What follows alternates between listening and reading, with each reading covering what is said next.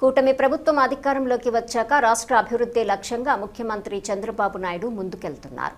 ఆయన స్ఫూర్తితోటి TDP incharge Jaganmohan రాజు ఆధ్వర్యంలో ఒంటిమిట్ట మండల అభివృద్ధికి కృషి చేస్తామని జెడ్పీటీసీ ముద్దు కృష్ణారెడ్డి తెలిపారు. ఒంటిమిట్ట ఎంపీడీఓ కార్యాలయంలో సోమవారం జెడ్పీటీసీ ముద్దు కృష్ణారెడ్డి, ఎంపీపీ లక్ష్మీదేవి ఆధ్వర్యంలో మండల సర్వసభ్య సమావేశం నిర్వహించారు. పలు సమస్యలపై చర్చించారు. ఈ కార్యక్రమంలో ఎంపీడీఓ సుజాత, తహసీల్దార్ దామోదర్ రెడ్డితో పాటు ఆయా శాఖల అధికారులు పాల్గొన్నారు. ఈ సమావేశానికి ఆర్ఎండ్బి విద్యుత్ అధికారులు హాజరు కాకపోవడం నోటీసులు జారీ చేస్తామని ఎంపీడీఓ సుజాత వెల్లడించారు. అదేవిధంగా ఈ మండలంలో 4760 జాబ్ కార్డ్స్ ఉన్నాయి. ఆ జాబ్ కార్డులో 7595 మంది నమోదయ్యారు.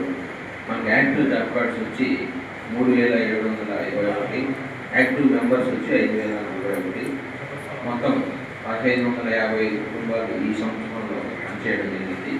రోజువారీ కూలీ వచ్చి 264 రూపాయలుగా నమోదైంది. అదేవిధంగా గవర్నమెంట్ ఈ సంవత్సరం మనకి 100 రోజుల ప్రణాళికలకు సంబంధించి జలధార అనే కార్యక్రమాన్ని కొత్తగా ప్రవేశపెట్టడం జరిగింది. ఈ జలధార కార్యక్రమం ముఖ్య ఉద్దేశం ఏంటంటే 100 రోజుల కార్యక్రమానికి జూలై 14వ తేదీ వరకు జలధార కార్యక్రమం ఉంటుంది. ఈ జలధార కార్యక్రమం ద్వారా పడిన వర్షం ద్వారా పడిన నీటిని మనం ఎక్కడ పడిన నీటిని అక్కడే ఇంకింప చేయాలి.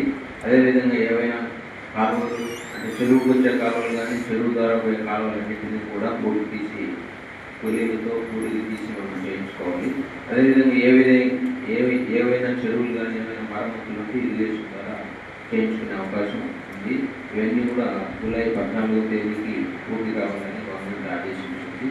దానికి సంబంధించి కూలీల ద్వారా ఎక్కడైనా కాలువలు చేసే వీళ్ళ దగ్గర చేయడం జరుగుతుంది. ఇంకా ఏమైనా మిగిలిపోయినా కూడా మాకు తెలియజేసినట్లయితే ఆ కాలంలో కూడా పూర్తి చేస్తామని మీటింగ్ ద్వారా తెలియజేయడం జరుగుతుంది.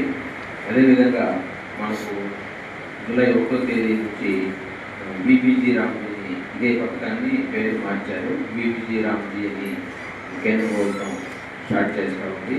జూలై 1వ తేదీ నుంచి అది అమలు చేయడం జరుగుతుంది.